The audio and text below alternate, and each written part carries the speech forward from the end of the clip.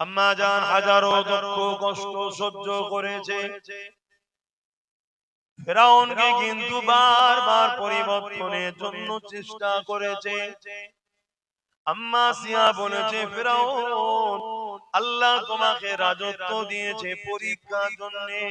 তুমি আল্লাহ দেয়া নিয়ামত নিয়ে, আল্লাহ দেয়া পাওয়ার নিয়ে আল্লাহ দ্রোহী হয়ে যেও না, আল্লাহর সঙ্গে বিরোধিতা করো না। হে ফেরাউন, আল্লাহ পাক ছাড় দেয়, ছেড়ে দেয় না। কিন্তু ফেরাউন ক্ষমতা জোরে এত অন্ধ হয়ে গিয়েছিল, আম্মা আসিয়ার উপরে অনেক জুলুম করেছিল। প্রথমে আম্মা আসিয়াকে অনেক লোভ লালসা দিয়েছে। আম্মা আসিয়াকে বলেছে, আসিয়া রে, আমাকে খোদা বলে মেনে নে, তোকে আমি রাজপ্রাসাদে মতির মহল তৈরি করে দেবো, তোকে রাজপ্রাসাদে অনেক চাকর চাকরানি দিয়ে দেবো। এ আসিয়া, আমাকে খোদা বলে মেনে নে। আম্মা আসিয়া একটাই কথা বলেছে, আমি তেনাকে খোদা বলে মানি যিনি তোমাকে আমাকে সৃষ্টি করেছে। জালিম কিছুতেই শুনতে চায়। এ নওজওয়ানেরা, এ আমার যুবকেরা, এ আমার আব্বা জানেরা, সেই পরীক্ষা তো আল্লাহ আমাদেরকে নাইলে, যে পরীক্ষা আল্লাহ মাসিয়াকে নিয়েছে, যে পরীক্ষা আল্লাহ সাহাবা হুজুরকে নিয়েছে। আল্লাহ নবীর একজন সাহাবী ছিলেন হযরত খুবাইব, হযরত খাব্বাব রাদিয়াল্লাহু তাআলা আন, তিনাকে আল্লাহ কত পরীক্ষা নিয়েছেন। দেখো, ইসলামের প্রথম সময়ে তিনি আল্লাহকে আল্লাহ বলে, নবীকে রাসূল বলে, ঈমানে নূরে কলেমা পড়ে ইসলামের মধ্যে আসে। ঈমানে নূরে কলেমা পড়ে মুসলমান হয়ে যায়। এই খবরটা মক্কার আবু জেহেলের কাছে চলে যায়, উতবা সাইবা আবু লাহাব উমাইয়ার কাছে চলে যায়। তারা হযরত খুবাইব খাব্বাব রাদিয়াল্লাহু তাআলা আনকে বন্দী করে বলেছিল, এ খাব্বাব, শুনলাম নাকি তুমি মুহাম্মদ রাসূলকে রাসূল বলে, আল্লাহকে আল্লাহ বলে, ঈমানে নূরে কলেমা পড়ে মুহাম্মদ রাসূলুল্লাহ দলে চলে গেছো, তুমি নাকি মুহাম্মদ রাসূলুল্লাহ সাথ দিয়েছো। হযরত খুবাইব হুজুর দেখছে, হযরত খাব্বাব হুজুর দেখছে, আমি যদি মিথ্যা কথা বলি আমার আল্লাহ আমার উপরে নারাজ হয়ে যাবে, আর সত্য কথা যদি বলি এ জালিমরা আমাকে জানে পর্যন্ত মেরে দিতে পারে। এ যুবকেরা, হযরত খাব্বাব রাদিয়াল্লাহু তাআলা তিনি তখন নিজে থেকে ইরাদা করে নিলেন, ঈমান কেমন ছিল দেখে, আল্লাহ ও রাসূলের উপরে মহব্বত কেমন ছিল দেখে। হযরত খাব্বাব হুজুর বলতে লেগেছে, আমি ইরাদা করে নিলাম আমার জীবন দিয়ে আমি পছন্দ করি মিথ্যা বলে আল্লাহকে নারাজ করতে রাজি নয়।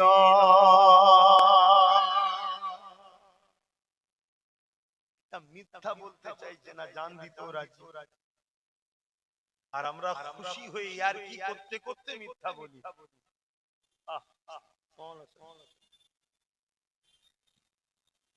মেম্বারের উপরে নয়, এই মেম্বারের উপরে কেন বন্ধ রেখে দাও মোবাইল। তাহলে ভাবো তারা আল্লাহকে কত ভালোবেসেছে। একটা মিথ্যা বললেই জানটা বেঁচে যায়। তারা বলছে না, জান দেবো তবুও ভালো মিথ্যা বলে আল্লাহকে নারাজ করব না। আর আমরা সত্য কবে বলি বোঝা মুশকিল হয়ে যাচ্ছে, এমন হয়ে যাচ্ছে। আল্লাহ আমাকে আমাদেরকে হিদায়াত করে, বলুন আমিন। মিথ্যা হলো গুনার মা, মিথ্যা বলবে।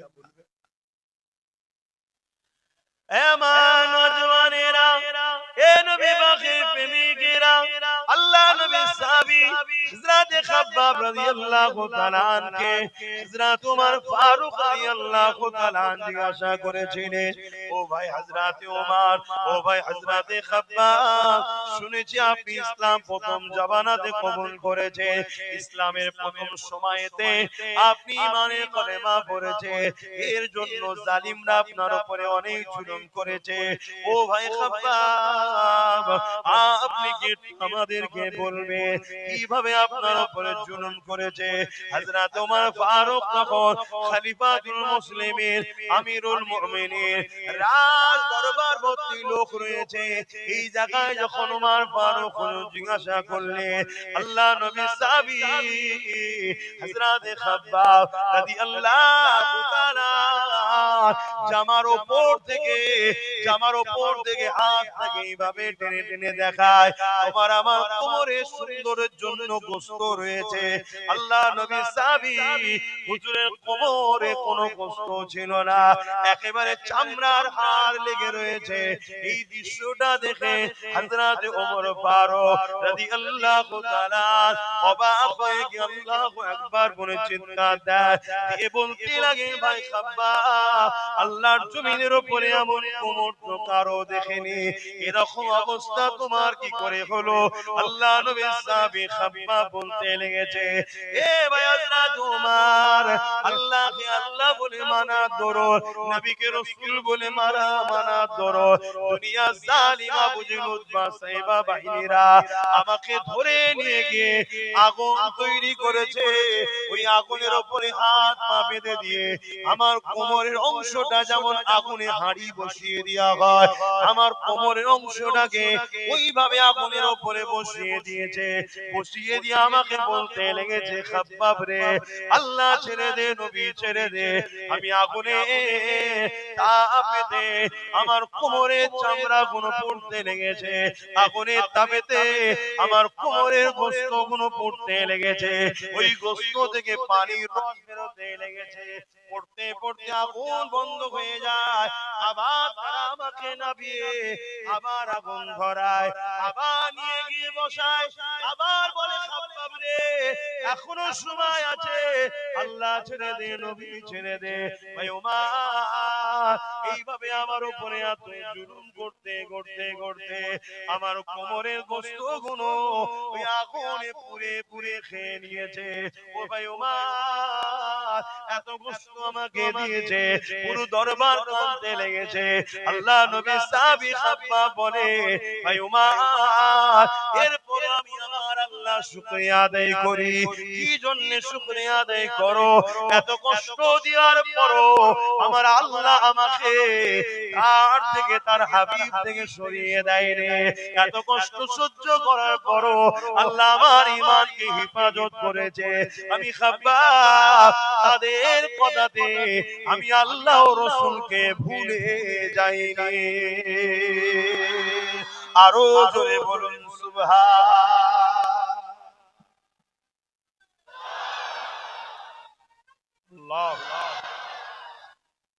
আর আজকে বলো ভাই, নিজেদের দিকে তাকাও, আমি আমার দিকে তাকাচ্ছি, তুমি তোমার দিকে তাকাও। ঠান্ডায় ফজর বেলা উঠতে পারছে না, উযু করতে পারছে না। আমার দিকে তোমার দিকে যে যার দিকে তাকাও, যে তুমি আমি ইচ্ছা করে নামাজগুলো কাজা করছি। আমার তোমার দিকে তাকাও, আমি তুমি ইচ্ছা করে গান, যাত্রা, ফাংশন, মেলা নিয়ে ব্যস্ত। এদিকে আমার মসজিদ, মাদ্রাসা, কবরস্থান, ঈদগাহকে ভেঙে দেওয়া হচ্ছে, কাল এই পীরের জায়গা দখল করে নেওয়া হবে। ভাবো ভাবো, আল্লাহ তোমাকে আমাকে ছেড়ে দেবে মনে হচ্ছে? কত কষ্টের পরে এই জায়গায় ইসলাম এসেছে, কত কষ্টের পরে এই জায়গায় কোন পীর এসেছিল, তার জায়গা অবদান রয়েছে, সেখানে ইসলামের প্রচার করেছে। তারপরে তো তুমি আমি মুসলমান হয়েছি। উপরন্তু তুমি আমি দিনের উপকার ছেড়ে দিয়ে তোমার আমার সংখ্যাটা আজকে এমন হয়ে গেছে, তুমি আমি যার পক্ষে দাঁড়াই সে ক্ষমতায় আসে, আর আমি তাদেরকে ক্ষমতায় তুমি আমি বারবার নিয়ে আসছি, যারা তোমার আমার ক্ষমতায় দিনের দুশমনি করছে, ক্ষতিও করছে। বলো ভুল বলা হচ্ছে? তাহলে আমরা দিনের উপকার করলাম না, উপরন্তু দিনের দুশমনের সাথে দিনের দুশমনকে শক্তিশালী করে দিনকে বিদায়।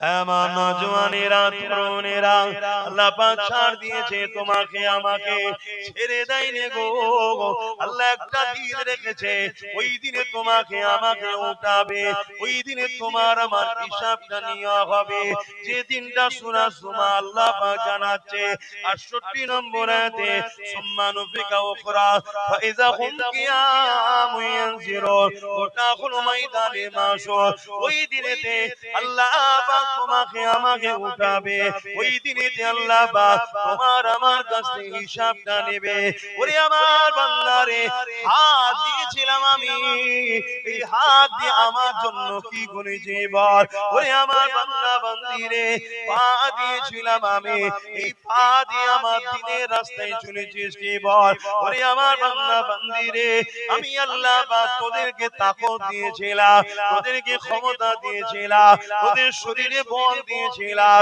বল বান্দা আমি আল্লাহ আমার দিনের জন্য ক্ষমতাকে কাজে লাগিয়েছিলিস কি বল এ যুবকেরা তরুণেরা বাপেরা মনে রাখবেন আল্লাহ ছাড় দিয়েছে বলে তোমাকে আমাকে ছেড়ে দিয়েছে এটা মনে করো না আল্লাহ একটা দিন রেখেছে ওই দিনে তোমার আমার হিসাবটা নেবে বান্দা আমার দিয়ে হাত দিয়ে এই জন্য দিয়েছিলাম গরিবদেরকে সাহায্য করবে আমি আল্লাহ হাত দিয়েছিলাম হালাল ইনকাম করবে আমি আল্লাহ হাত দিয়েছিলাম এতিম গরিব মিসকিন বিধবাদের সাহায্য করবে আমি আল্লাহ হাত দিয়েছিলাম এই হাত দিয়ে আমার কোরআনকে ধরবি আমি আল্লাহ হাত দিয়েছিলাম এই হাত দিয়ে আমি আল্লাহ আমার কাছে তোদের প্রয়োজনের জন্য দোয়া চাইবে ওরে আমার বান্দা বান্দিরে আমি আল্লাহ হাত তোদেরকে দিয়েছি মসজিদ বানাবার জন্য আমি আল্লাহ হাত দিয়েছি মসজিদের দুশমনদের বিরুদ্ধে লড়াই করার জন্য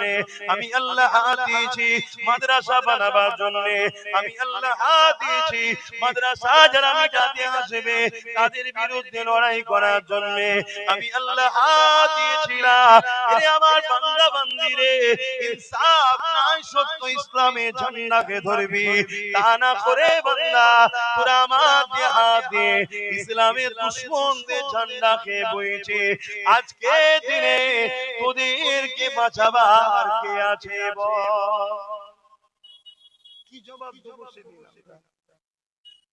আমার কথা মাইকার আওয়াজে বুঝতে পারছেন আমি সবাইকে জিজ্ঞেস করছি বুঝতে পারছেন ভাবো ভাবো ভাবো ভাবো এই জন্যই তো মাহফিল গুলো করা হয় যে ভুল হয়ে যায় আলোচনা করো বারবার শুনে শুনে যদি পরিবর্তন হয়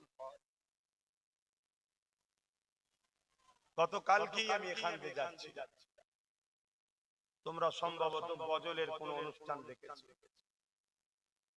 আমি জানি না কারা গজল গাইতে এসেছিল তবে এটা জানি গজলের নামে ইসলামকে ধ্বংস করতে একদল লোক আবার নেমেছে গতকালকে কারা ছিল আমি জানি না কেন আমি তো রানিং এ যাই কথা বুঝা একটু দেরি হয়ে গেলে নইনটি ছেড়ে দেবে জামে পড়ে যাব এই নেবে খাওয়া দাওয়ার কোনো খেয়াল থাকে না তাড়াতাড়ি চল কেন ঘুমোতে হবে রেস্ট নিতে হবে ফজর বেলা উঠতে হবে আল্লাহ দিয়েছে আল্লাহ মিটিয়েও দিতে পারে তাহলে আল্লাহকে তো স্মরণ রাখতে হবে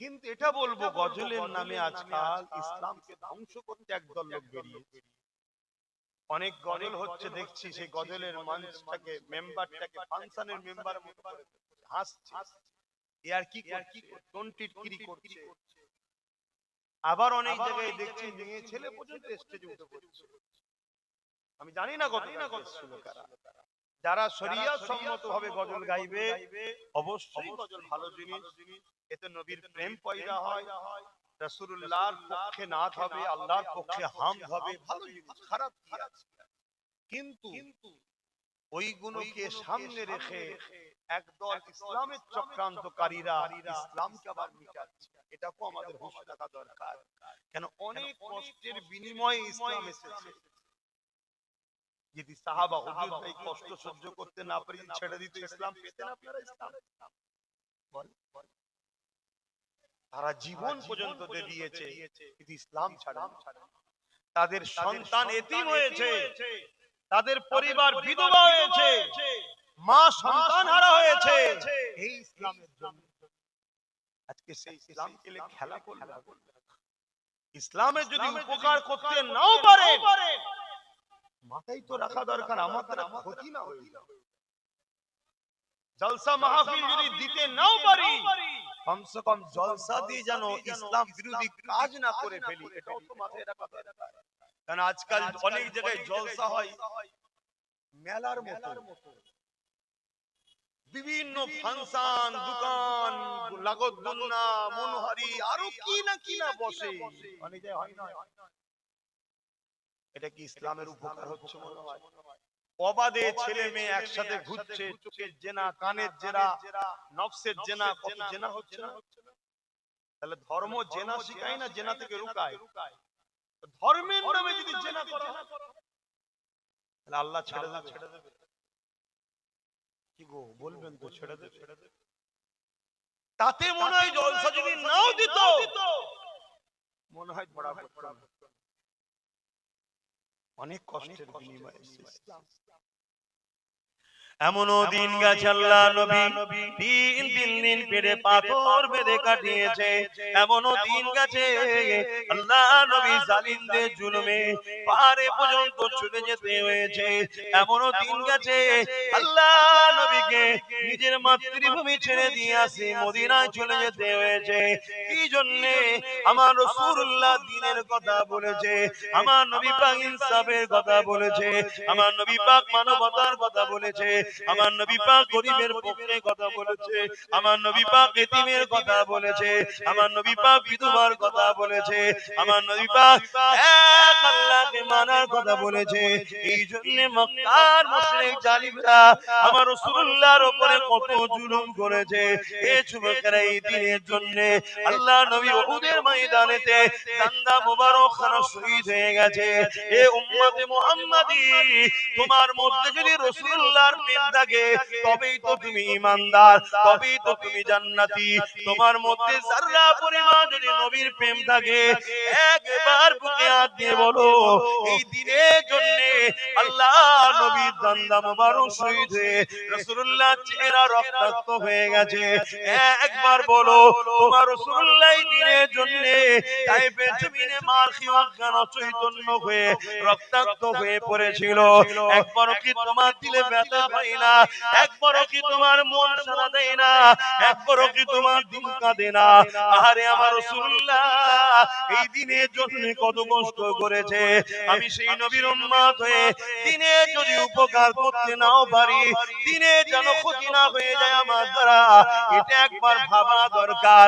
উম্মত হিসাবে তোমার আমার আছে না নাই? আমি মাঝে মাঝে দাদা হুজুরের মাজারে যখন যাই, আগে তো প্রায় যেতাম, আগে রোজ যেতাম, এখন তো দুয়া পেয়ে গেছি ওই জন্য অত যেতে পারিনি, এত ব্যস্ত হয়ে গেছি।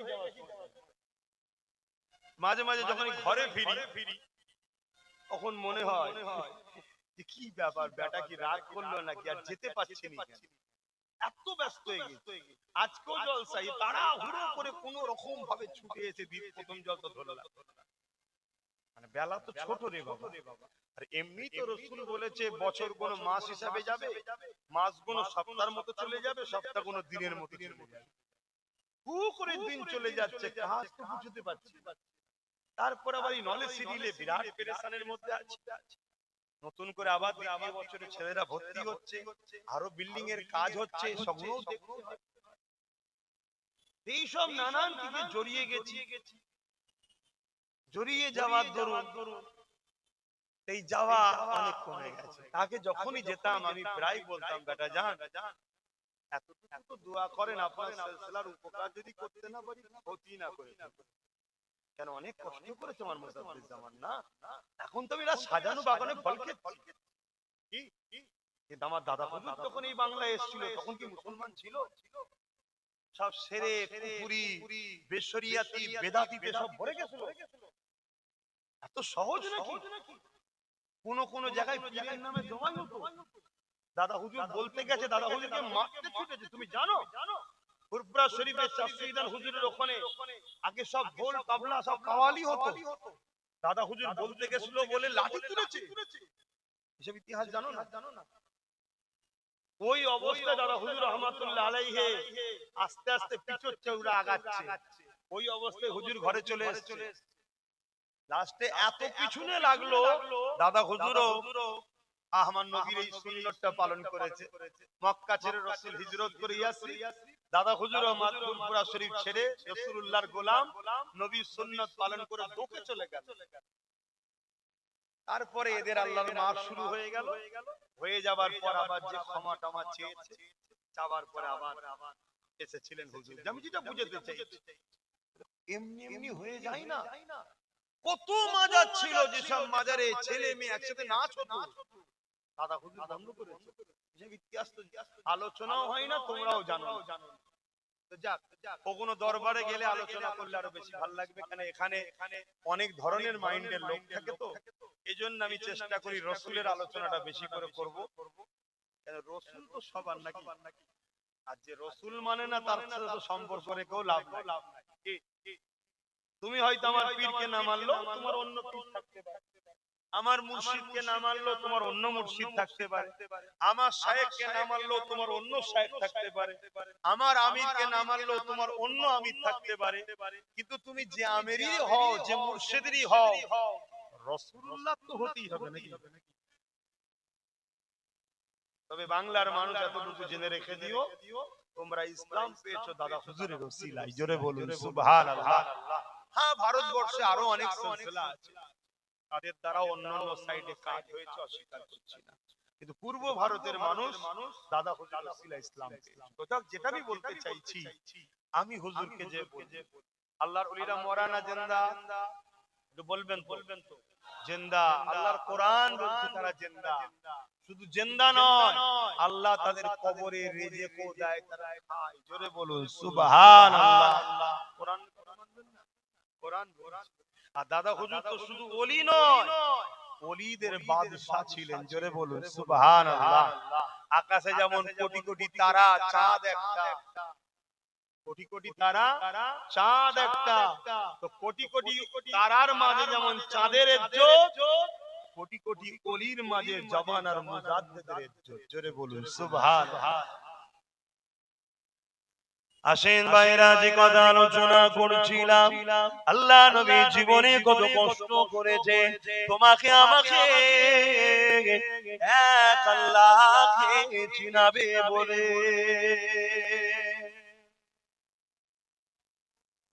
আপনাদের মহল্লা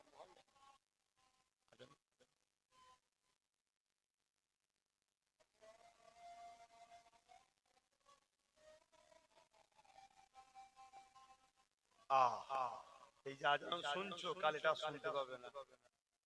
তোমার আমার গাফলতির জন্য, তোমার আমার ভুলের জন্য। দুশমনকে দোষ পরে দেবো, আগে নিজের মধ্যে দেখো।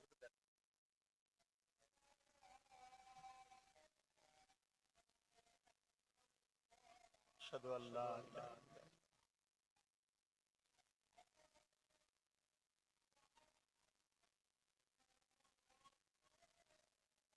সাল্লাল্লাহু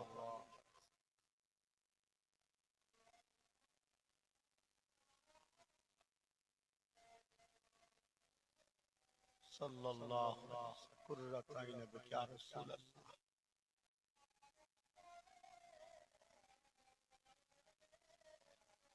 লা হাওলা ওয়ালা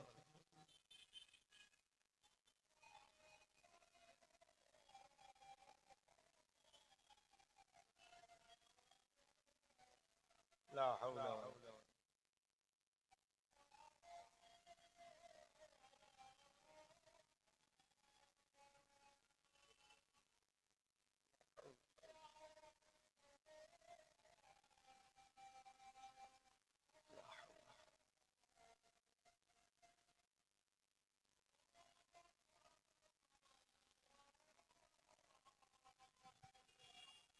আল্লাহু আকবার আল্লাহু আকবার।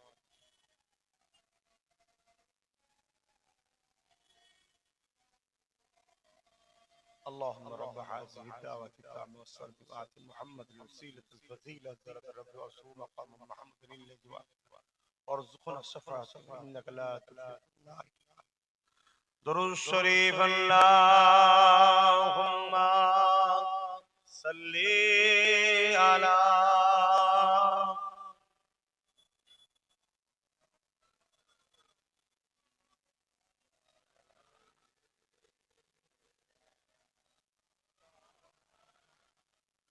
रातें भी मदीने की, बातें भी मदीने की, रातें भी मदीने की, बातें भी मदीने की, जीने में ये जीना है, क्या बात है जीने की।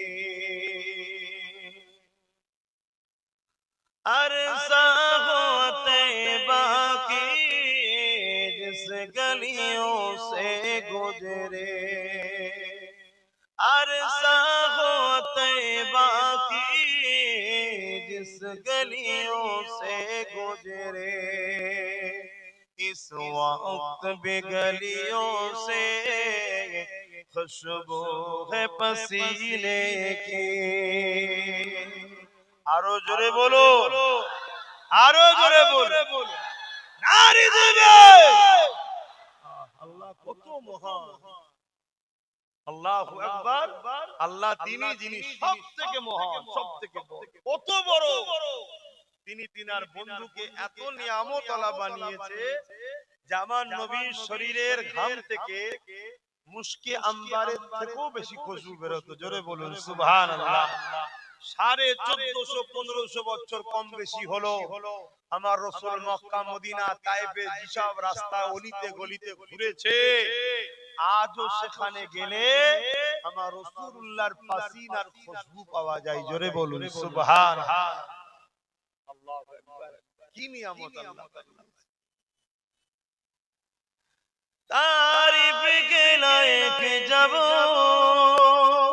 अल्फाज नहीं मिलते, तारीफ के लायक जब अल्फाज नहीं मिलते, तारीफ करे कोई इस तरह मदीने की, तारीफ करे कोई इस तरह मदीने की, रातें भी मदीने की, बातें भी मदीने की, जीने में ये जीना है, क्या बात है जीने की।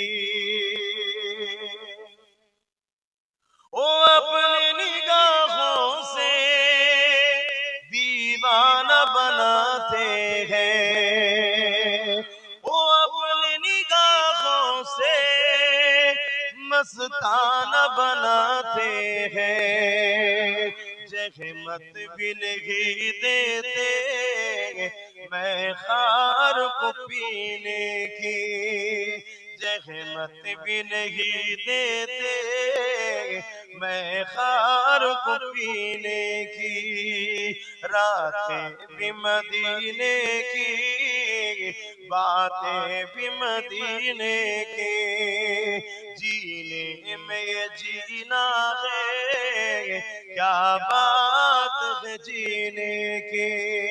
अल्लाहुम्मा सल्ली अला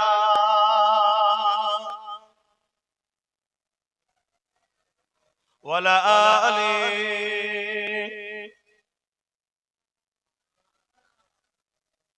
मुसलमान घरे ছেলে মেয়েরা, তরুণেরা, বাপেরা, এ নওজওয়ানেরা আল্লাহ নবীকে কতটা ভালোবেসেছে এনাদের দিকে শিক্ষা নাও।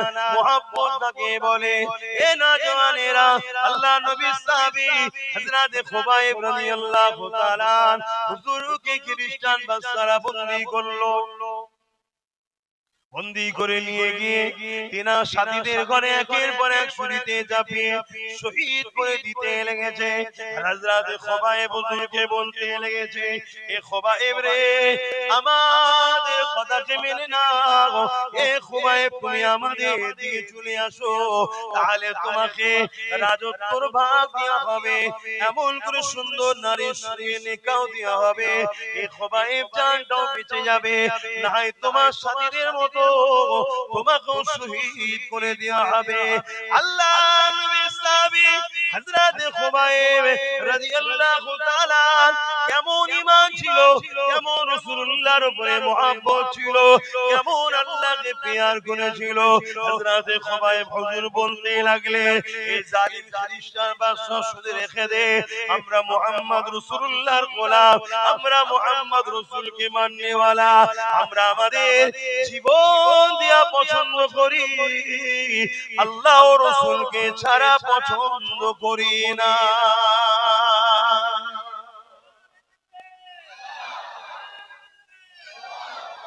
আমরাই তো সেই উম্মত, তেনারাও তো রাসূলের উম্মত ছিল, আমরাও তো সেই উম্মত। আজকে আমাদের অবস্থা, এক কাপ চায়ে তো উম্মত বিক্রি হয়ে যাচ্ছে, 500,000 টাকা তো উম্মত বিক্রি হয়ে যাচ্ছে। ভাবো, আর আমাদের কাঁধের উপরে বন্দুক রেখে জালিমরা আমার ইসলামকে গুলি করছে, আমার রাসূলুল্লাহর শানে গুস্তাখি করছে, আমার কোরআনের শানে গুস্তাখি করছে, আর আমরা তাদেরকে কাঁধ দিয়েছি ব্যবহার করব। আল্লাহ ছেড়ে দেবে আমাদেরকে? মনে রেখে দিও, ইসলামকে মিটাবার চেষ্টা যুগে যুগে অনেক জালিম করেছে, যারাই করেছে আল্লাহ তাদের সঙ্গে দুই ধরনের ব্যবহার করেছে। এক ফেরাউন নমরুদের মতো মিটিয়ে দিয়েছে, আর না হয় ওমর ফারুকের মতো দ্বীনের খাদেম বানিয়ে দিয়েছে। জোরে বলুন সুবহানাল্লাহ। কিন্তু ইসলামকে কেউ মিটাতে পারেনি, আর আগামী তো, জোরে বলুন, কিন্তু যে জিনিস মিটান নয় তার সাথে যদি আমরা জুড়ে থাকি আমরাও মিটবো না, আর আমরা যদি আলাগ হয়ে থাকি আমরা মিটে যাব, ইসলাম রয়ে যাবে। আপনার যদি ধারণা হয় যে আমরা চলে গেলে তাহলে ইসলাম মানবে কে, এটাই তো জালিমদের ধারণা। এজন্য তোমাদেরকে আমাকে ইসলাম থেকে সরাচ্ছে, তারা ভাবছে এদেরকে সরিয়ে দিয়ে ইসলাম শেষ হয়ে যাবে। জালিমরা জানে না বাবরি মসজিদে যে প্রথম আঘাত করেছিল আল্লাহ তাকেই ঈমানের কলেমা পড়িয়ে 100টা মসজিদ তার দ্বারা করাচ্ছে। বলুন সুবহানাল্লাহ। জালিমরা জানে না যে বুশ বলেছিল আমেরিকা ইসলাম রাখবো না, সেই বুশের কন্যাকেই আল্লাহ ইসলাম কবুল করিয়ে কোরআনের হাফেজা বানিয়ে দিয়েছে। জোরে বলুন সুবহানাল্লাহ। তুমি আমি যদি মনে করি আমরা চলে গেলে ইসলাম চলে যাবে, এটা ধারণা ভুল। আল্লাহ নতুন নতুন লোককে তৈরি করে দেবে, তাদের দিলে ইসলামের মহব্বত ভরিয়ে দেবে। একটা নিয়ামত দিয়েছে আল্লাহ আমাদেরকে, দায়িত্ব, দেখ আমার ইসলামকে দেখ। যদি আমরা না দেখি আল্লাহ কেড়ে নেবে আমাদের থেকে, অন্য কাউকে দায়িত্ব দিয়ে দেবে, আমাদেরকে মিটিয়ে দেবে।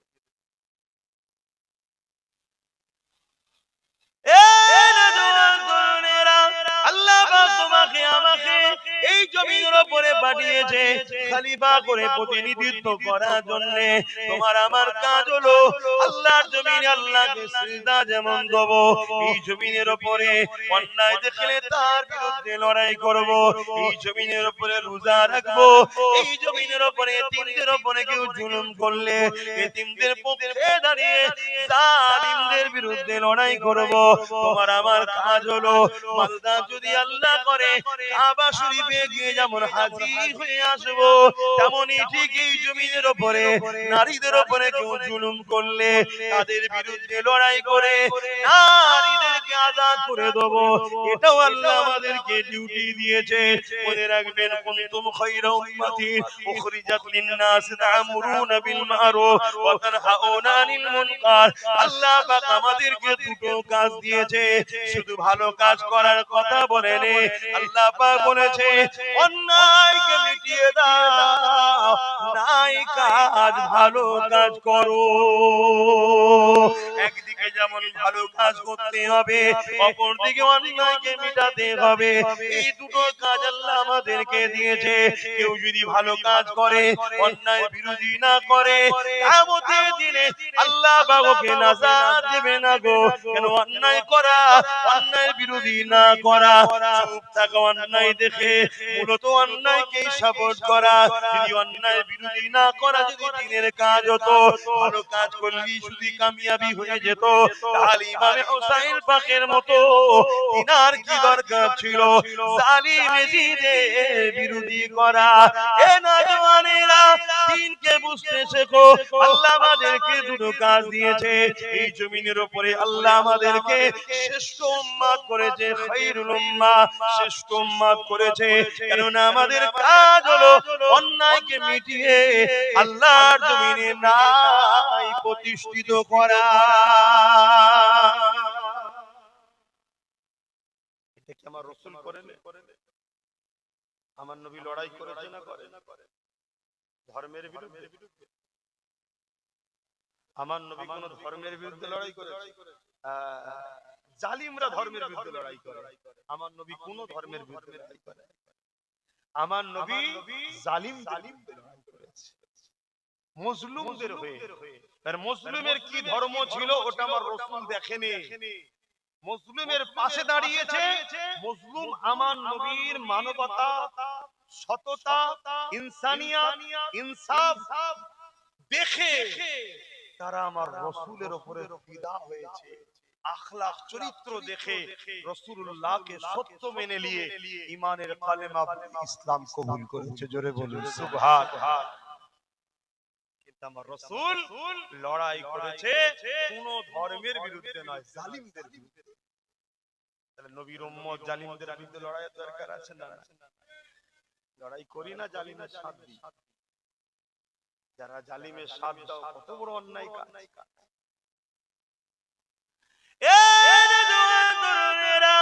আল্লাহ নবীর কথা বলছিলাম। এই দিনের জন্য রাসূলুল্লাহ তায়েফে জমিনে রক্তাক্ত হয়েছে। এই দিনের জন্য রাসূলুল্লাহ মাতৃভূমি মক্কা ছেড়ে দিয়ে ইয়াসরিব মদিনায় চলে যেতে হয়েছে। নবীর উম্মত হয়ে সেই দিনের উপরে দয়া কোথায় তোমার আমার? নবীর উম্মত হয়ে সেই দিনের উপরে মহব্বত তোমার আমার কোথায়? এ নওজওয়ান তরুণেরা, বাপেরা, আমাকে তোমাকে আমাকে জানতে হবে। আল্লাহ পাক তোমাকে আমাকে বিভিন্ন দিক দিয়ে পরীক্ষা নেবে। যে কথা বলতে গিয়ে প্রথমে চলে গেলাম, হযরতে মা সাত্তাম্মাকে পরীক্ষা নিয়েছিল। হযরতে মা সাত্তাম্মার কথাটা বলেনি। যখনই ফিরাউনের কানে খবর চলে গেল মা সাত্তাম্মা আর মুসা নবী যে আল্লাহর প্রচার করে, সেই আল্লাহকে মানে, আমি ফিরাউন আমাকে মানে না। ওই সময় ফিরাউন কি করলো? হযরতে মা সাত্তাকে ডাক দিল, এ মা সাত্তারে শুনলাম তুমি নাকি আমাকে খোদা বলে মানো না, তুমি নাকি মুসা যে খোদার প্রচার করছে সেই খোদাকে মানো। হযরতে মা সাত্তা চিন্তা করছে, আমি যদি সত্য কথা বলি এই জালিম আমাকে জানে মেরে দেবে। আমার স্বামী নাই, তিনটে ছোট ছোট বাচ্চা রয়েছে, মারা গেলে এই বাচ্চাদের কি হবে? আর যদি আমি মিথ্যা বলি, আমার আল্লাহ পাক মিথ্যা কথা বলতে নিষেধ করেছে। আমি কেমন আল্লাহকে মানলাম, আল্লাহর কথা অমান্য করব? হযরতে মা সাত্তাও ঠিক করে নিল, আমার জান চলে যাবে, আমার বাচ্চাদেরকে তিনি দেখবে যিনি হলেন আল্লাহ। আমার থেকে অনেক বেশি অভিভাবক গার্জেন হলেন আমাদের আল্লাহ।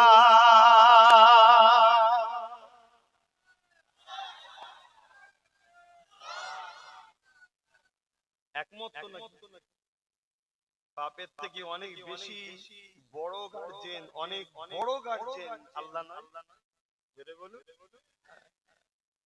হযরতে আজরাইল আলাইহিস সালামকে আল্লাহ জিজ্ঞেস করেছিল, আজরাইল তোমাকে তো আমি জান কবজের ডিউটিটা দিয়েছি, তোমার জান কবজ করতে গিয়ে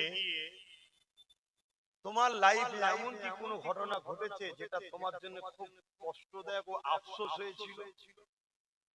হযরতে আজরাইল আলাইহিস সালাম বলছে, আল্লাহ দুবার আমার বড় আফসোস হয়েছিল, বড় কষ্ট হয়েছিল। কোন কোন সময়? বলছে, আল্লাহ বিশাল তুফানে ঘর বাড়ি ভেঙে চলে যাচ্ছে, বন্যা স্রোতে, ওই সময় আপনার এক বান্দী গর্ভে সন্তান ছিল, একেবারে টাইম হয়েছে সন্তান হবার, ব্যথা উঠেছে, সেও পানির স্রোতে ভেসে যেতে যেতে একটা কাঠকে আপনি সাহারা করে দিয়েছিলেন, ওই কাঠটাকে ধরে সেই স্রোতে ভেসে ভেসে যাচ্ছিল। এমন সময় ওই অবস্থাতেই ওই বান্দীর সন্তান হয়। তাকে আপনি ক্ষমতা দেন।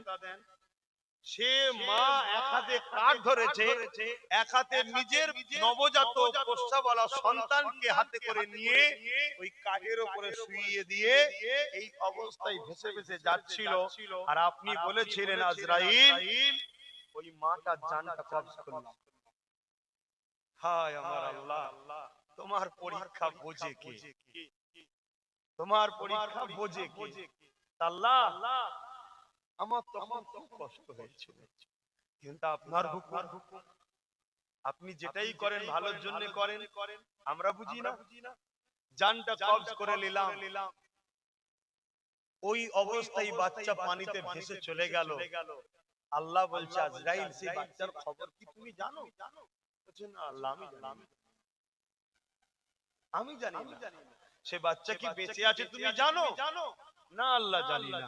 তা বলো দ্বিতীয় কি হয়েছে কষ্ট? বলতে সাদ্দাত অনেক স্বপ্ন নিয়ে আপনার সঙ্গে পাল্লা নিয়ে জান্নাত তৈরি করেছিল, আপনার সঙ্গে পাল্লা নিয়ে জান্নাত করেছিল, সমস্ত ধন দৌলত লাগিয়ে জান্নাতকে সাজিয়েছে, ঘোড়ার পিঠে চেপে বা জান্নাতে যাচ্ছে, ঢুকবে। এমন সময় ঘোড়ার প্রথম পাটা জান্নাতের ভেতরে ঢুকেছে, মানে সাদ্দাতের বানানো।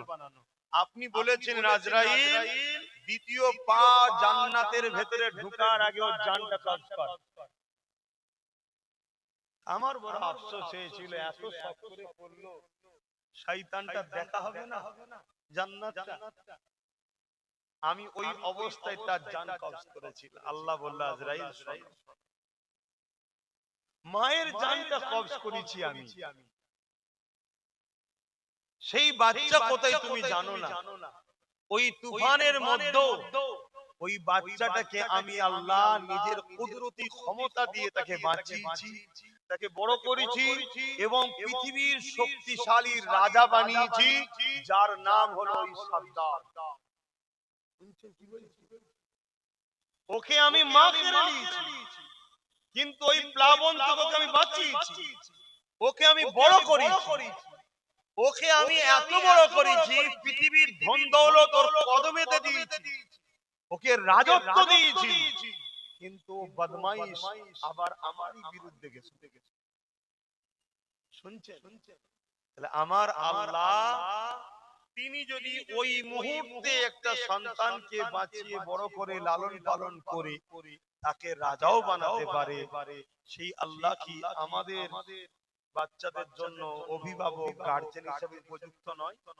জোরে বলো।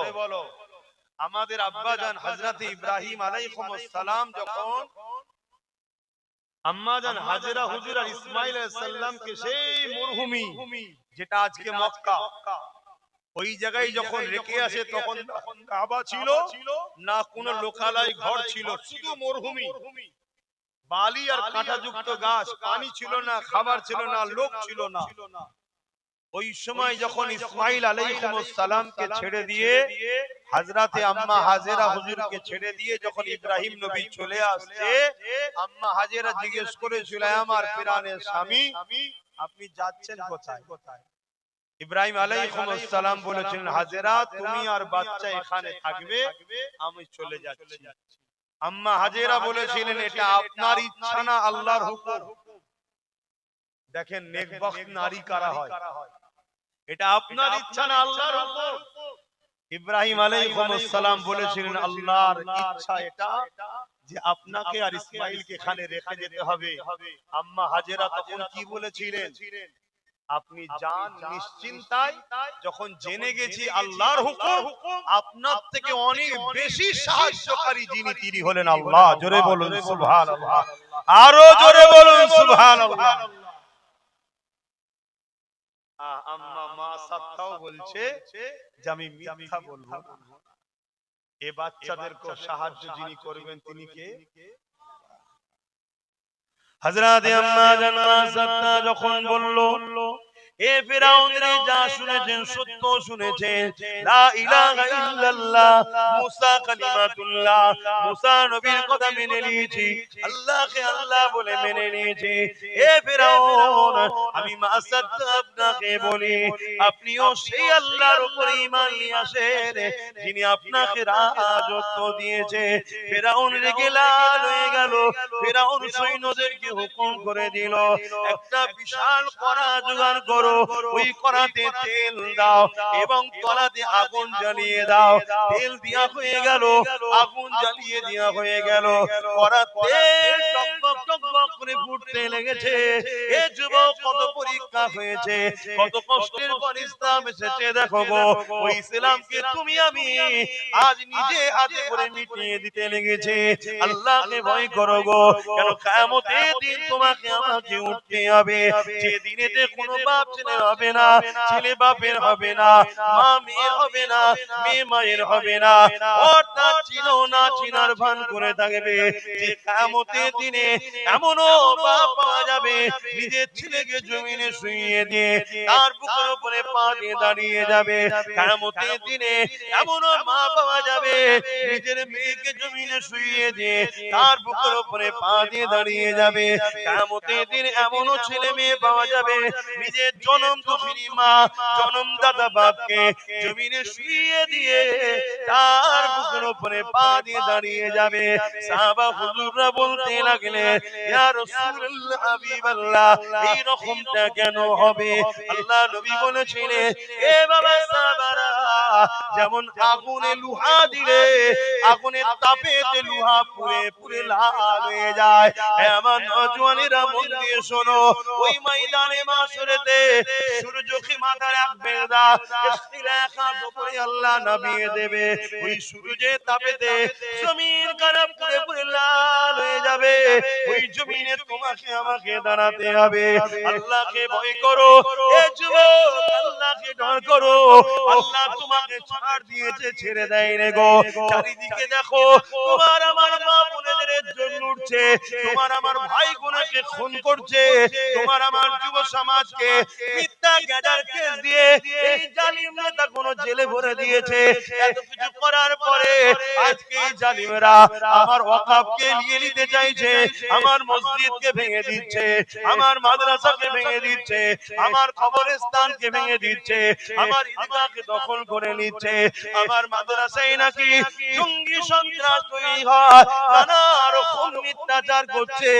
এর একটাই কারণ, এই উম্মতে মুহাম্মাদি তুমি আমি আজ ঘুমিয়ে রয়েছি, তুমি আমি নেশাতে ডুবে রয়েছি।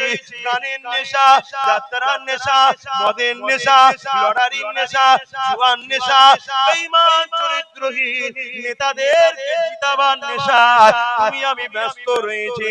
এদিকে তোমার আমার পিছনে ইসলামের দুশমনেরা, তারা ইসলামকে মিটাতে লেগেছে। আল্লাহকে ভয় করো, ওই কিয়ামতের দিনে আল্লাহ পাকের কাছে কি মুখটা দেখাবে একটু ভাবো। এখনো সময় আছে, এক হয়ে যাও, ঐক্যবদ্ধ হও। নবী বংশের আওলাদ হিসেবে বলছি, সাথ দাও আমার, ঐক্য হও, এখনো সময় আছে। যেদিন আমাদের সংখ্যা কম ছিল সেদিন আমাদের বিজয় হতো, আজকে সংখ্যা বেশি, আমরা বারবার হারছি। কেন? আমাদের মধ্যে গাদ্দার ঢুকে গেছে। এই গাদ্দার গুলোকে চেনো। যারা তোমাদেরকে মসজিদে ডাকছে এরা তোমাদের প্রকৃত বন্ধু, যারা তোমাদেরকে মাদ্রাসার জন্য ডাকছে এরা তোমাদের প্রকৃত বন্ধু, যারা তোমাদেরকে গান, যাত্রা, ফাংশন, নেশা, খারাপ চরিত্র হয়ে যায় এমন কাজ থেকে যারা তোমাদেরকে ডাকছে, যেও না যেও না যেও না, এরাই তোমাদের প্রকৃত বন্ধু।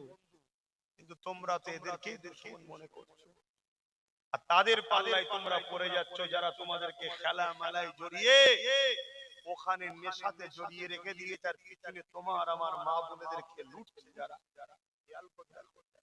সারা দুনিয়া জুড়ে তোমাকে আমাকে শেষ করা হবে। এ নওজওয়ানেরা, এ মানবী বাগের প্রেমিকেরা, ময়দানে মাশরুতে এত ভয়ানক হবে। আল্লাহ পাক হযরত জিবরাইল আলাইহিস সালামকে বলবে, এ জিবরাইল, আমার জাহান্নাম জাহান্নামকে নিয়ে এসে আমার আরশের বাপাশে বেঁধে দাও। 70,000 জিঞ্জির দিয়ে জাহান্নামকে বাঁধা হবে।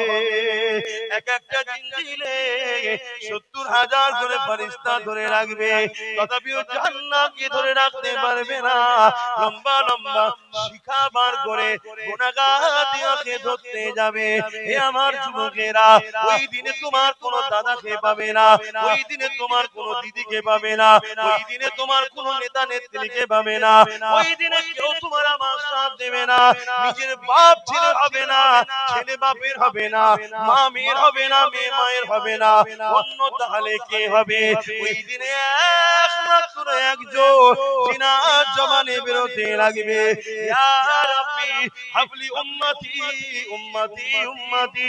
তিনি অন্য কেউ না, যিনি আজ রওজা মুবারকে তোমার আমার জন্য কাঁদতেছে, ইয়া রাব্বি হাবলি উম্মতি উম্মতি উম্মতি। যিনি তোমার আমার জন্য দুনিয়ার জীবনে কত মার খেয়েছে, কষ্ট করেছে। এ যুবকেরা, যিনি তোমার আমার জন্য প্রিয় হুসাইনকে কারবালায় শহীদ করিয়েছে, যিনি তোমার আমার জন্য আজ রওজা মুবারকে কাঁদতেছে, উম্মত হিসাবে সেই রাসূলুল্লাহ দ্বীনের জন্য কবে তুমি লড়াই করবে? দুনিয়ার বেঈমান নেতার জন্য তুমি লড়াই করতে পারলে, নিজের কওমের ভাইয়ের বিরুদ্ধে কেস করতে পারলে, নিজের কওমের ভাইয়ের ঘর ভাঙতে পারলে, নিজের কওমের ভাইকে মেরে দিতে পারলে। এ যুবক, যে কোনো তোমাকে জাহান্নামে নিয়ে যাচ্ছে, অথচ রাসূলুল্লাহ দ্বীনের পক্ষে তুমি যদি লড়াই করতে, এই লড়াইয়ে তুমি যদি মারা যাও, আল্লাহ তোমাকে বেহিসাব জান্নাত দেবে। আর এই লড়াইয়ে তুমি যদি গাজী হয়ে যাও, দুনিয়া তো মাল পাবে, আখিরাতও জান্নাত পেয়ে যাবে। এ নওজওয়ান তরুণেরা, আগামী দিন কিন্তু বিশাল বড় লড়াই হবে।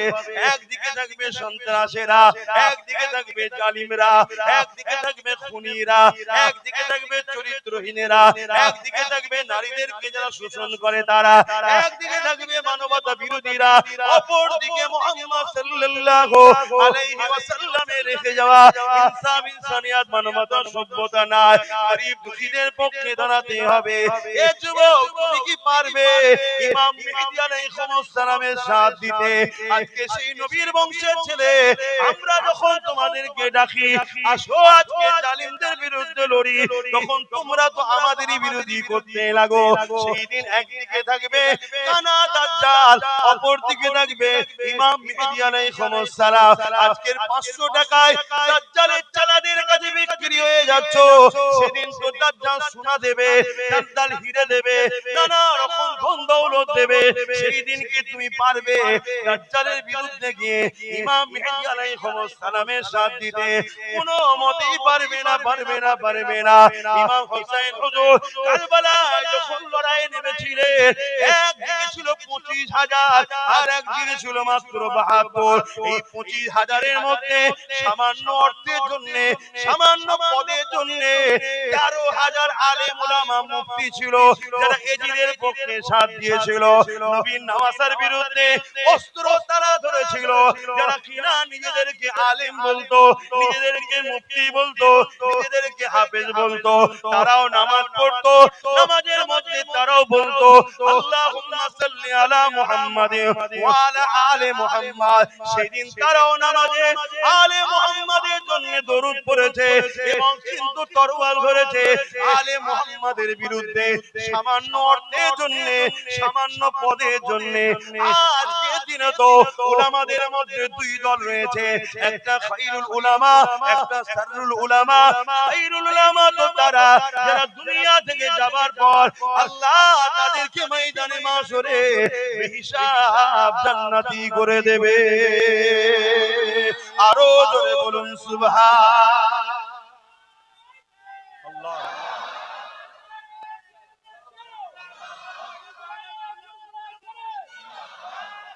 আল্লাহ, আজকেও সেই দুনিয়াদার আলেম আছে, আজকেও এজিদ আছে না? আমরা মনে করি কারবালা সেই দিন শুরু হয়েছে, না, সেই দিন কারবালার স্টার্টিং করেছেন ইমাম হোসেন পাক, আর কারবালার আখেরি ময়দান হবে ইমাম মেহেদী আলাইহিস সালামের নেতৃত্বে। বিজয় আমাদেরই হয়। জোরে বলুন সুবহানাল্লাহ। সেদিন স্টার্টিং হয়েছে, বিজয় শেষ, আখরি ময়দান হবে ইমাম মেহেদী আলাইহিসসালামের নেতৃত্বে। এই এর বীজখানে কত ছোট ছোট কারবালা হয়ে গেল, আজকেও চলছে। আজকে এজিদ আছে না, এজিদটা একটা জালিমের নাম, অত্যাচারীর নাম, স্বৈরাচারীর নাম, বদমাইশের নাম, শরাবীর নাম, চরিত্রহীনের নাম এজিদ। আজকে যারা এই রকম যারা শাসক, এরা আজকের এজিদ। কথা বুঝছেন না? তা আজকের এজিদের পক্ষ উলামা আছে, এজিদের বিরুদ্ধেও উলামা আছে। আজকে এজিদের পক্ষ মুসলমান আছে, এজিদের বিরুদ্ধেও মুসলমান আছে। দুই মুসলমান এক নয়। একটু বুঝতে হবে ভাই, যুবকরা বোঝো, ভুল করে সময় চলে যাচ্ছে। কি আজকে টাইম এখন ঘোড়ার থেকে আগে ছুটছে। বেঁধে রাখারও তো লাইন, হ্যাঁ হ্যাঁ, টাইমকে বেঁধে রাখা যায়? হ্যাঁ যায়।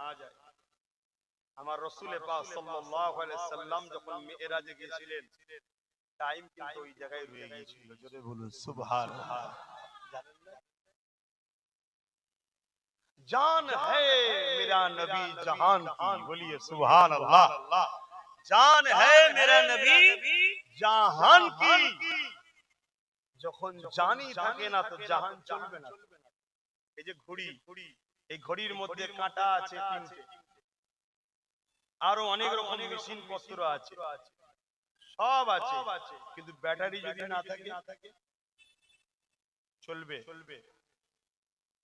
ধরুন চলতে চলতে ঘড়িটা 7:35 এসেছে আর ব্যাটারিটা বার করে নেওয়া হয়েছে, কোন জায়গায় দাঁড়িয়ে থাকবে? 7:35। ব্যাটারি যখন লাগানো হবে চালু হবে কোন জায়গা থেকে? 7:35। আমার রাসূল যখন দুনিয়ার জগৎ থেকে বেরিয়ে চলে গেলেন, যেটা যেখানে দাঁড়াবার টাইম সব দাঁড়িয়ে গেল। কেন? মূলটা জমিন থেকে চলে, জান চলে গেছে। কথা বুঝে আসছে? আবার রাসূল যেই আসলেন ওই টাইম থেকে আবার শুরু হলো। জোরে বলুন সুবহানাল্লাহ। কি নিয়ামত করেছে আমার যুবক, সেই নবীকে ভালোবাসো, পিয়ার।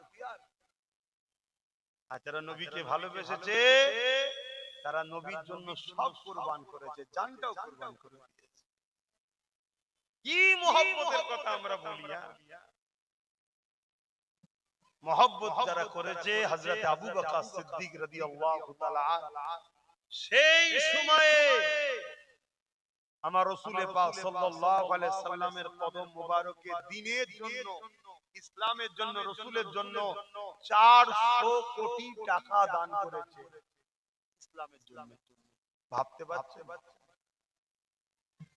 আজকে হলে একটা দুটো দেশ কিনে লিয়া যাবে, কি যাবে না? যাবে না। আর আমার কওমেরই অনেক ভাই সেই সিদ্দিক আকবরের আওলাদদের ঘরে আবার ভিখারির বাচ্চা বলছে, আছে না? অনেকে তো আবার রাসূলুল্লাহদের নবীদের ঘরেও ভিখারির বাচ্চা বলে ফেলছে। বলুন নাউযুবিল্লাহ। অসুবিধা হচ্ছে? আবেরা নওজওয়ানেরা মন দিয়ে শুনেন, পরিবর্তন হন। আল্লাহ পাক এখনো নিঃশ্বাস চালু রেখেছে, তওবা করলেন পরিবর্তন হয়ে যান।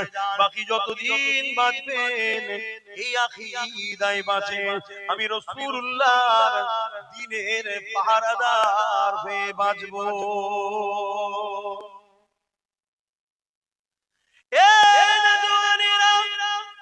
কারো গদিকে বাঁচাবার জন্য আমরা দুনিয়া আসিনি, কারো ঠিকা আমরা নিয়ে বসে নেই। আল্লাহ আমাদেরকে দুনিয়ায় পাঠিয়েছে ইনসাফের জন্য, ইনসানিয়তের জন্য, মানবতার জন্য, ন্যায় সত্যের জন্য। যারা ন্যায়ের পক্ষে থাকবে তাদের সঙ্গে আমাদের সাথ দিয়ে ন্যায়কে আরো এগিয়ে নিয়ে যেতে হবে। এই জমিনের উপরে যতদিন বাঁচবো আমাদের একটাই লক্ষ্য থাকবে, মুহাম্মদ রাসূলুল্লাহ দ্বীনের খাদেম হয়ে বাঁচবো। এই যুবকেরা, তরুণেরা, ইসলামকে মিটাবার অনেক চক্রান্ত আগেও হয়েছে, আজও হচ্ছে, কালও হবে। ইসলামকে মিটাবার জন্য যারা এসেছে আল্লাহ তাদেরকে মিটিয়ে দিয়েছে, কিন্তু তোমার আমার পরীক্ষাটা তাহলে কি হলো? তুমি আমি ইসলামের জন্য কি করলা? এই পরীক্ষায় তুমি আমি কতটা আগাতে পারলা? মুহাব্বত শুধু মুখে বললে হয়নি গো। আল্লাহ নবী একদিন বললেন, কি আছো বাবা? দিনের দুশমনেরা তারা গোপনে গোপনে সংগঠিত হয়েছে, তারা গোপনে গোপনে ঐক্য হয়েছে, ইসলামকে মিটাবার জন্য তারা আঘাত আনবে। এ বাবা সাহাবারা, কি আছো বাবা? দিনের জন্য মাল দাও। ওই সময় নবী সাহাবারা যাদের যা আছে আল্লাহ নবীর কদমে সে দিতে লেগেছে। এমন সময় রাসূলুল্লাহ দেখতে লেগেছে একজন মহিলা একটা বাচ্চাকে নিয়ে আল্লাহ নবীর দরবারে হাজির হয়ে গেছে।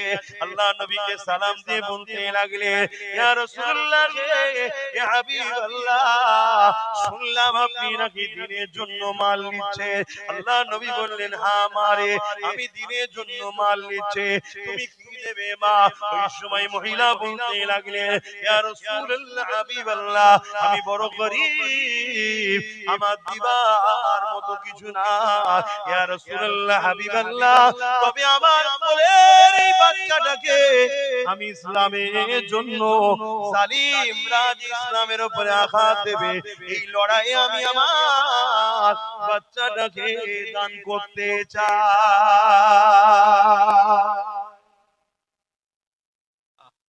আর আজকের মায়েরা কি বলে?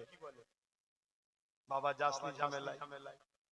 হ্যাঁ, অথচ এলাকার যখন জালিম নেতাটাকে কোনো মা বলে নাকি যাসনি? কি গো, কি গো? যখন দিনের জন্য, ইনসাফের জন্য, মানবতার জন্য ডাকা হয়, নবী বংশের আওলাদ ডাকে, আলেমে হাক্কানীরা ডাকে, তখন মায়েরা অনেকে বলে না, বলে না, যাসনি বাবা, ঝামেলা, কেস খেয়ে যাবি বাবা। আরে মা বাচ্চাকে দিতে এসছে, হুজুর এটা লেন, আমি দান। আল্লাহ নবী বললেন, মা এই বাচ্চা নিয়ে লড়াইয়ের ময়দানে কি হবে? ওই সময় মহিলা বলেন, ইয়া রাসূলুল্লাহ, হাবিবাল্লাহ, আমি জানি বাচ্চা লড়াইয়ের ময়দানে না হাঁটতে পারে, না ছুটতে পারে, না লড়াই করতে পারবে, তবে হুজুর আপনি ফিরিয়ে দেবেন না, এই জন্য আমি বাচ্চাটাকে দিয়ে দিচ্ছি। ওই লড়াইয়ের ময়দানে জালিমরা তীর ছুড়বে, জালিমরা বল্লম মারবে, ইয়া রাসূলুল্লাহ, ইয়া হাবিবাল্লাহ, আমার বাচ্চাটাকে ঢাল হিসাবে ধরবে। জালিমদের তীর এসে আমার বাচ্চাকে লাগবে, জালিমদের তীর এসে আমার বল্ল বাচ্চাকে লাগবে, বল্লম এসে আমার বাচ্চাদেরকে লাগবে, আমার বাচ্চাকে লাগবে। ইয়া রাসূলুল্লাহ, হাবিবাল্লাহ, আমার বাচ্চাটাকে ঢাল বানিয়ে দেবে। এ যুবকেরা, তরুণেরা, আল্লাহ নবীর চোখে পানি এসে গেল। মা আপনি ইসলামকে এত ভালোবাসে, আল্লাহ রাসূলকে এত ভালোবাসে, মা আমি দোয়া করি আল্লাহ আপনার বাচ্চা নেক হায়াত দিক, বড় হয়ে আল্লাহ তাকে যেন মুজাহিরে ইসলাম বানায়। মা আমি দোয়া করি, তবে মা জান এ বাচ্চাকে কবুল করলাম, তবে কিন্তু এই বাচ্চা বড় হয়ে দিনের জন্যই লড়বে। কি তারা মহব্বত করছে। আর আজকে কি বলা হচ্ছে? আর আজকে বলা হচ্ছে তোমরা সংগঠিত হও, যারা দিনকে মিটাতে চাইছে যে পাওয়ারে, সেই পাওয়ারটা না দিয়ে কেড়ে নাও, নিজেরা সেই পাওয়ার তৈরি করো।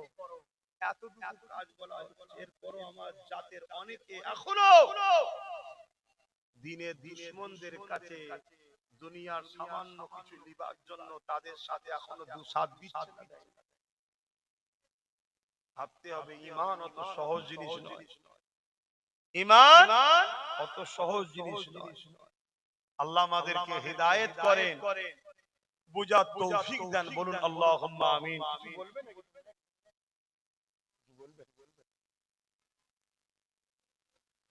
তো যাই হোক ভাই, সময় তো হুম করে চলে যাচ্ছে, সালাম পড়াবো আর একটা তারপরে একটা জরুরি কথা আলোচনা করব।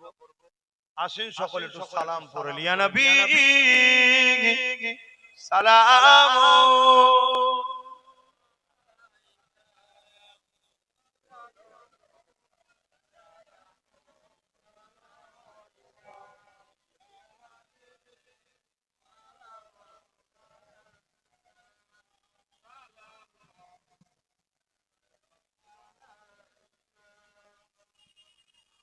পড়িল আল্লাহ আরো বাণী, পোহালো দুঃখে এ রজনী,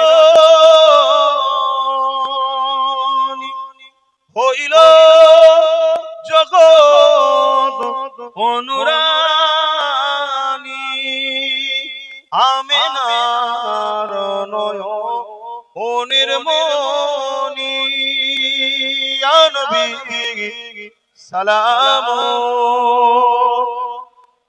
ইয়া রাসূল, ইয়া হাবিব সালাম,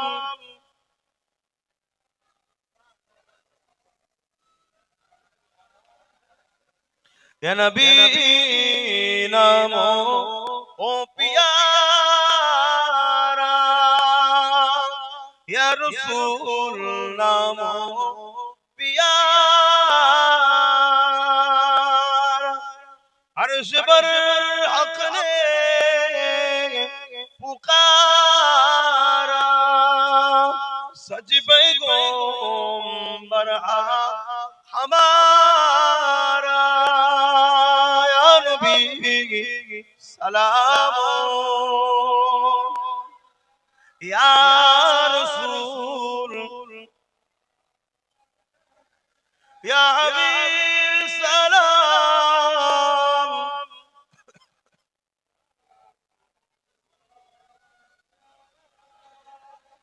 या नबी मदीना होते सब কিছুই পারে, দেখতে পাই তো নবী, মানেন তো? হ্যাঁ, আমার রাসূল কে আল্লাহ দেখার ক্ষমতা দিয়েছে, জোরে বলুন সুবহানাল্লাহ। অনেকের ধারণা নবী অন্তরের খবর জানে না, নবী গায়েব জানে না, এখনো গুমরাহি। গায়েবের মালিক নবী নয়, গায়েবের মালিক হলেন আল্লাহ, কিন্তু রাসূলকে আল্লাহ গায়েবের খবর জানান, জোরে বলুন সুবহানাল্লাহ। কেননা আবু জেহেল যখন হাবিবি আমানিকে ধরে নিয়ে এসেছিল, হাবিবি আমানি আমার রাসূলকে জিজ্ঞেস করেছিলেন, বলতে পারবেন আমার অন্তরে একটা কথা আছে, কথাটা কি? আল্লাহ নবী বলেছিলেন, হাবিবি আমানি, তোমার একটা ৮-৯ বছরের ৭-৮ বছরের একটা বাচ্চা কন্যা আছে যে জন্মগত প্যারালাইসিস, তুমি সেই কথার ব্যথা বুকে করে নিয়ে ঘুরছো, জোরে বলুন সুবহানাল্লাহ। এটা কোথায় আমিন, কোথায় মক্কা। আমার রাসূল পাক সাল্লাল্লাহু আলাইহি সাল্লামকে আল্লাহ গায়েবের খবর, অন্তরের খবর জানার ক্ষমতা দিয়েছে, জোরে বলুন সুবহানাল্লাহ। ইয়া নবী মদীনা হতে সব কিছুই পারে দেখিতে, মোদের কবরে এ রাখিলে লইবেন আপন করে, ইয়া নবী সালাম, ইয়া রাসূল, ইয়া হাবিব সালাম, সালামাতুল্লাহ। আলহামদুলিল্লাহ, আল্লাহ আমাদের সালামকে কবুল করে, বলুন আল্লাহুম্মা আমিন। একটা ছোট্ট কথা জিজ্ঞেস করেছি, নিশ্চয়ই অনেক দিন থেকেই তো আপনারা জানেন আমার ওয়াজ নসিহতকে কাটিং করে, এডিট করে বা নতুন করে এআই করে নানা রকম চক্রান্ত চলছে। তার মধ্যে একটা বক্তব্য আমি সব জায়গায় গিয়েই বলছি, এখানেও বলছি, আমার একটা ছোট্ট ভিডিও বাজারে ছেড়েছে, সেটিখানে শুধু এতটুকু কথা দিয়েছে যে আমি আব্বাস সিদ্দিকী বলছি, যদি কেউ টিএমসি কে ভোট দেয় তার ঈমান চলে যাবে। তার আগেও দেয়নি, পরও দেয়নি। এটা নিয়ে সমাজ একটা বিভ্রান্তি হতে পারে না পারে না? সাধারণ মানুষ বুঝতে অসুবিধে হতে পারে না পারে না? তাই এই বিষয়টা একটু খোলাসা করে দিয়ে দোয়া করব। শুনতে চান তো নাকি? সাক্ষী দিয়ে বল, শুনতে চান তো? হাত নাবান, একটু গায়ে গায়ে চেপে চেপে বসুন। দরুদ শরীফ আল্লাহুম্মা সাল্লি আলা।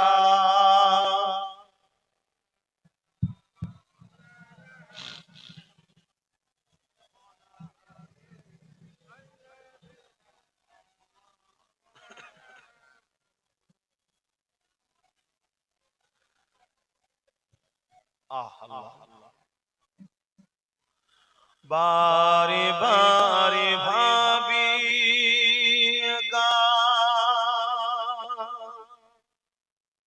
হোসেনের আলাই রে, পাখি গলে উড়ে যেতাম সোনার মদিনায় রে, সোনার মদিনায় রে। বারে বারে ভাবি একা বসে নিরালায় রে, পাখি বলে উড়ে যেতাম সোনার মদিনায় রে, সোনার মদিনায় রে। বুলবুলিরা কোথা যাও, কোথা যাও রে যে, আমার সালাম পৌঁছে দিও নবীজি রওজায় রে, নবীজি রওজায় রে। বারে বারে ভাবি একা বসে নিরালায় রে, পাখি হলে উড়ে যেতাম সোনার মদিনায় রে, সোনার মদিনায় রে। আল্লাহুম্মা সাল্লি আলা।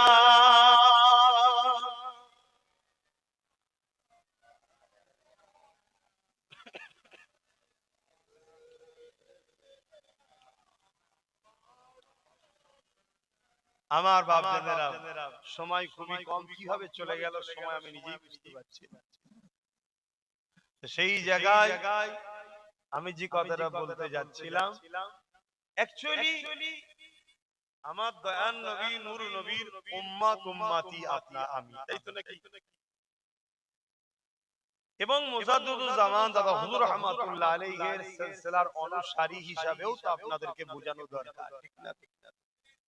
যে আমার ভাইগুলো যদি গুনাহ করো ফেলে, আল্লাহ বলেছেন গুনাহগারদের maaf করবেন, বলুন সুবহানাল্লাহ। কিন্তু বেঈমানকে কি maaf করবে? খুব ভালো করে বোঝে। হাদিস পাকের মধ্যে আছে, আল্লাহ রাসূল বলছেন, মুসলিম শরীফের হাদিস, অন্যায় দেখলে হাত দিয়ে রোকো, অর্থাৎ অন্যায়কে হতে দিও না, হাত দিয়ে রুখে দাও, অন্যায়কে খতম করো। যদি হাত দিয়ে রুকার আপনার ক্ষমতা না থাকে, কমসে কম আপনাকে মুখ দিয়ে অন্যায়ের প্রতিবাদ করতে হবে। যদি মুখ দিয়ে প্রতিবাদ করার ক্ষমতা নাও থাকে, কমসে কম অন্তর থেকে ঘৃণা করে দূরে সরে যেতে হবে। আর ঘৃণা করে দূরে সরে যাবার পরই রাসূল তার হাদিসের শেষ অংশে বলছে, এই লক্ষণটা হলো খুব দুর্বল ঈমানের লক্ষণ। কোনটা? অন্তর থেকে ঘৃণা করা, কিন্তু ঈমান আছে, কিন্তু দুর্বল ঈমান। অর্থাৎ কোন অন্যায় দেখলেই তিনটের মধ্যে যে কোনো একটা লক্ষণ যেন আপনার মধ্যে পাওয়া যায়। নাম্বার 1, হাত দিয়ে রোকো। যদি হাত দিয়ে রোকার লক্ষণ না থাকে, কমসে কম মুখ দিয়ে প্রতিবাদ করো। প্রতিবাদেরও লক্ষণ যদি না পাওয়া যায়, অন্তর থেকে ঘৃণা করো। এই তিনটের মধ্যে যদি কোনো লক্ষণ তোমার মধ্যে না পাওয়া যায়, রাসূল বলছে তার মধ্যে ঈমান নাই। কথা বুঝে আসছে তো? এটা কার কথা, আমার না হাদিস? এটা জোরে বলুন। মুসলিম শরীফের হাদিস, দ্বিতীয় হাদিস মিশকাত শরীফের। আল্লাহ রাসূল বলছেন কোন মুসলমান যদি কাউকে দেখে জুলুম করছে, সেই জালিম জানার পরও কোন মুসলমান যদি তাকে এই নিয়তে সাথ দেয় তার যাতে শক্তিটা আরো বাড়ে, জুলুম করার শক্তি আরো বাড়ে, আল্লাহ রাসূল বলছে এই মুসলমান ইসলাম থেকে বেরিয়ে যায়। যে ইসলাম থেকে বেরিয়ে যায় তার ঈমান থাকে। এবারে চলে অ্যাকচুয়ালি আমি বুঝিয়েছি এটা অনেক আগে, সেটা অনেকে কাটিং করে আর করে বিভিন্ন প্রজেক্টরের মাধ্যম দিয়ে দেখিয়েছে। পুরোটা দেখাই না কেন, পুরোটা দেখালে যারা দেখাচ্ছে তারা নিজেরাই ধরা পড়ে যাবে। ওই জন্য শুধু এইটুকু দেখিয়েছি। অ্যাকচুয়ালি আমি বলেছিলাম ওয়াকফকে নিয়ে।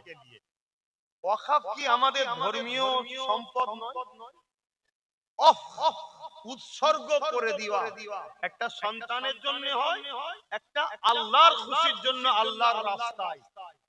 মোটেই আল্লাহর প্রয়োজন নেই তোমার ধন দৌলতে, কিন্তু আল্লাহর রাস্তায় উৎসর্গ করে দাও এজন্য যাতে আল্লাহ আমার উপর খুশি হয়, নেকি পাই, কামিয়াবি আমি পাই। এটাকে বলা হয় ওয়াকফে লিল্লাহ, আল্লাহর জন্য উৎসর্গ করা।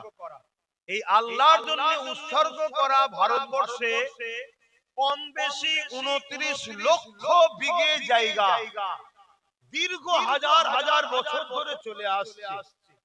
এই জায়গাকে হঠাৎ করে কেন্দ্রের বিজেপি সরকার, যে সরকার দেশ বিক্রি করে দিচ্ছে, এয়ারপোর্ট বিক্রি করেছে, রেল বিক্রি করেছে, সব ওই আদানি আম্বানির হাতে তুলে দিচ্ছে। যেমন ব্রিটিশরা ইস্ট ইন্ডিয়া কোম্পানিকে দিয়ে দিচ্ছিল, এরাও ঠিক এদেরকে সব দিয়ে দিচ্ছে।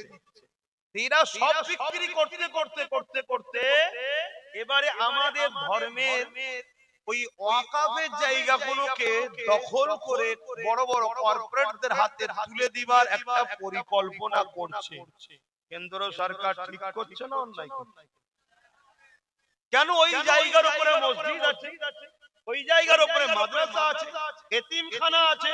যেমন দিল্লিতে, এই বোম্বাই বিরাট বড় একটা রিলায়েন্স কোম্পানির মালিকের ঘর, ওটা এতিমখানা। আমি জানি না ও কত নম্বর এতিম, কিন্তু এতিমখানার উপরে পড়ে বসে আছে। এইভাবে সব শেষ করে দিবার যে মসজিদ, মাদ্রাসা, কবরস্থান, ঈদগাহকে যে প্ল্যান করার আইন 2025-এ কেন্দ্র সরকার করেছে, এটা ঠিক করেছে না অন্যায় করেছে?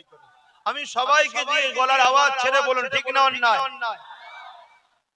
রাসূল কি বললেন? অন্যায় দেখলে যদি হাতে ক্ষমতা না থাকে, যদি মুখে প্রতিবাদের ক্ষমতা না থাকে, তা না করে যদি কোন মুসলমান ভোট দেয় বিজেপিকে, তার ঈমান থাকবে? এটা আমি প্রথম বলি। ওটাকে কেটে বাদ দিয়ে ওইটা দেয়নি কেন? ওইটা দিলে তো তোমাদের কাছে বুঝাতে পারবে না যে আব্বাস বিজেপির পক্ষে কাজ করছে, বুঝলি? প্রমাণ করতে পারবে না। ওই জন্য ওইটাকে দেয়নি।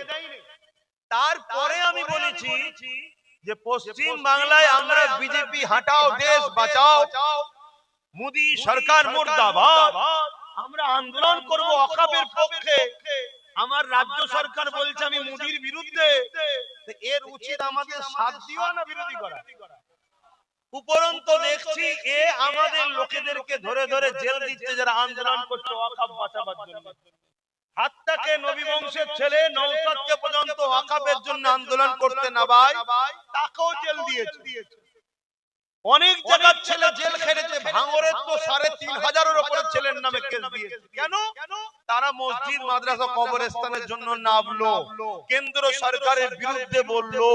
তাহলে এই সরকার কেন্দ্র সরকারের দুশমন না বন্ধু?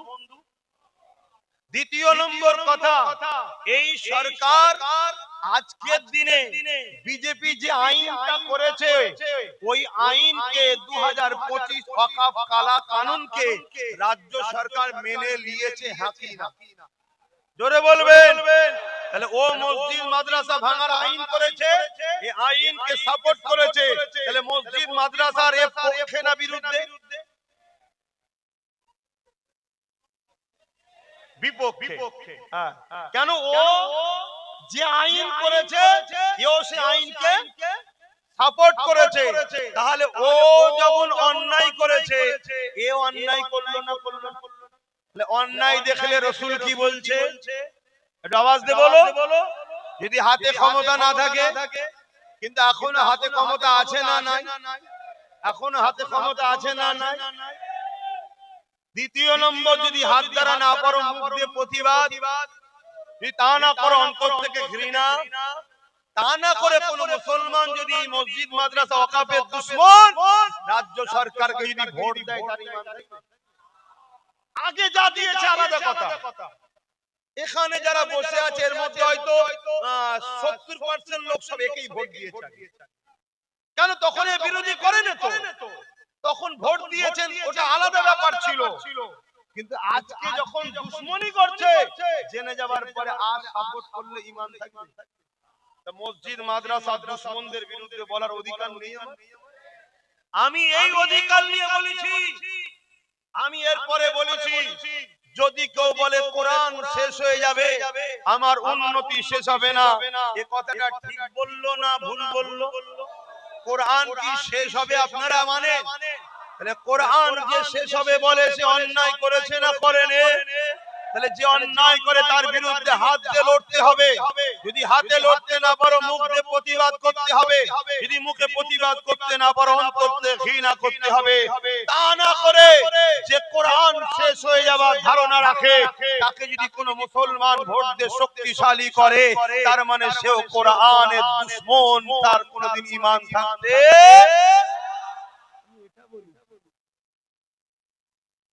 আমি জিজ্ঞেস করছি, মোদি রাম মন্দির করেছে, রাজ্য সরকার দীঘায় মন্দির করেছে। সরকারের কাজ মন্দির মসজিদ করা নয়, তারপরও চলো ধর্মীয় বিষয় তো বড় সেনসিটিভ বিষয়, সাধারণ মানুষ বুঝবে না, চলো ওর ধর্মের জিনিস ও করেছে, ধর্মের জিনিস করেছে, তর্কে যাচ্ছে না, চলো ছেড়ে দাও। কিন্তু তুই করেছিস তোর ধর্মের কাজ, তোর ধর্মের পোশাক তোর জন্য হালাল, আমার জন্য হালাল? কুরবানির গোশত আমার জন্য হালাল, অমুসলিম ভাইরা কি পছন্দ করে? তাহলে আমি প্যাকেটে বাড়ি করে যদি খাওয়াই, এটা কি তাদের সঙ্গে গাদ্দারি ধোঁকাবাজি করা নয়? তাদের সঙ্গে দুশমনি করা নয়? তাহলে রাজ্য সরকার রেশনের মাধ্যম দিয়ে পোশাক খাইয়ে উম্মতে মুহাম্মাদীকে কাফের মুশরিক বানাবার প্ল্যান করেছে, হ্যাঁ কি না? এটা ঠিক করছে না অন্যায় করেছে?